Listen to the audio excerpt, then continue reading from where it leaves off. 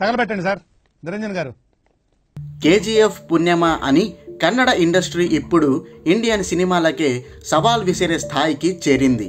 అప్పటి నుంచి ఆ ఇండస్ట్రీ నుంచి ఒకదాని తర్వాత మరొకటి క్రేజీ ప్రాజెక్టులు వస్తున్నాయి.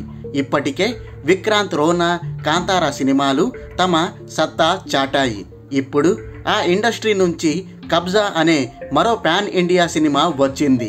ఉపేంద్ర మరియు కిచ్చా సుదీప్ లాంటి స్టార్ హీరోలు కలిసి నటించడంతో ఈ ప్రాజెక్టుకి భారీ హైప్ వచ్చి పడింది. దీనికి తోడు టీజర్ మరియు ట్రైలర్లు కేజీఎఫ్ సినిమాని తలపించడంతో ఆ రేంజ్లోనే ఈ సినిమాపై అంచనాలు ఏర్పడ్డాయి. మరి ఆ అంచనాలను ఈ సినిమా అందుకుందా? పదండి రివ్యూలోకి వెళ్ళి తెలుసుకుందాం. స్టోరీ. ఇది 1945లో సాగే స్టోరీ.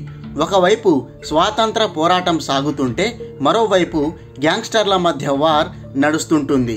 అప్పుడే ఒక వ్యక్తి సాధారణ స్థాయి నుంచి తిరుగులేని గ్యాంగ్స్టర్గా అవతారం ఎత్తుతాడు.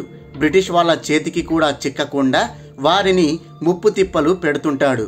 వారికి ఒక పెద్ద సమస్యగా మారుతాడు. దీంతో ఆ గ్యాంగ్స్టర్ని పట్టుకోవడం కోసం ఒక ఇండియన్ పోలీస్ ఆఫీసర్ని బ్రిటిష్ వాళ్ళు రంగంలోకి దింపుతారు. మరి ఆ ఇద్దరి మధ్య పోరు ఎలా సాగింది, చివరికి ఎవరు పైచేయి సాధించారు అనేదే ఈ సినిమా కథ. అనాలిసిస్. ఇది కేజీఎఫ్ తరహాలోనే రూపొందిన ఒక పీరియడ్ యాక్షన్ థ్రిల్లర్. స్వాతంత్ర పోరాటం మరియు గ్యాంగ్స్టర్స్ వార్ నేపథ్యాలని జోడిస్తూ డైరెక్టర్ ఈ సినిమాను థ్రిల్లర్గా నడిపించేందుకు ప్రయత్నించాడు. ఈ సినిమా మొత్తంలో కేజీఎఫ్ ఛాయలు చాలా వరకు కనిపిస్తాయి. తల్లి సెంటిమెంట్, గ్యాంగ్స్టర్ మధ్య వార్, ఎలివేషన్స్ ఇవన్నీ కేజీఎఫ్ సినిమానే తలపిస్తాయి.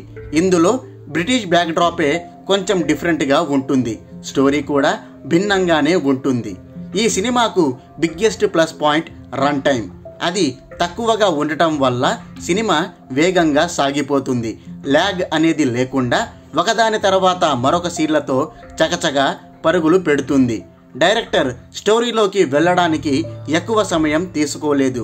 ఆరంభం నుంచే కథలోకి వెళ్ళిపోయి ప్రేక్షకులను ఆ మూడులోకి తీసుకెళ్లి వారి మైండ్ని కబ్జా చేశాడు.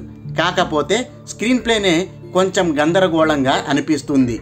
డిఫరెంట్గా సినిమాను ప్రజెంట్ చేయాలనుకొని స్క్రీన్ ప్లేని కొంచెం కాంప్లికేటెడ్గా రాసుకున్నాడు. సుదీప్ మరియు ఉపేంద్ర మధ్య వచ్చే సన్నివేశాలైతే చాలా హై ఫీల్ని ఇస్తాయి. ఆ సీన్లే ఈ సినిమాకు బ్యాక్ బోన్లా నిలిచాయని చెప్పుకోవడంలో సందేహమే లేదు.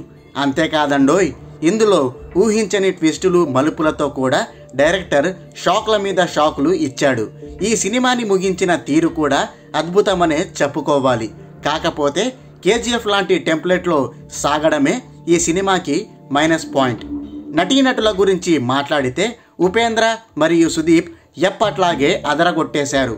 తమ స్క్రీన్ ప్రెజెన్స్తో మతి పోగొట్టారు. సెటిల్డ్ పర్ఫార్మెన్స్తో సినిమాకి వన్నె తీసుకొచ్చారు. ఇందులో శ్రేయాసరన్ పాత్ర చాలా కీలకమైనది.